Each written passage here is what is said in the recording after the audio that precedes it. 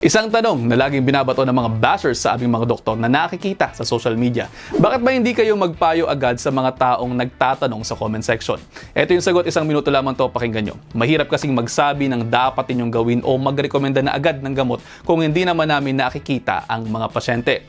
Kinakailangan po naming magsagawa ng thorough history and physical examination sa inyo para maka-arrive kami sa differential diagnosis at sa working primary impression. At saka pa lamang kami makapagbigay ng possible treatment para sa inyo.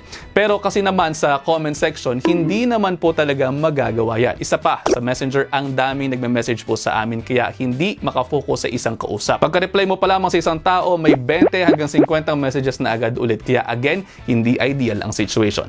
Kaya ang best ay kung kinakailangan po ng konsulta, magpakita kayo sa pinakamalapit ninyong mga doktor.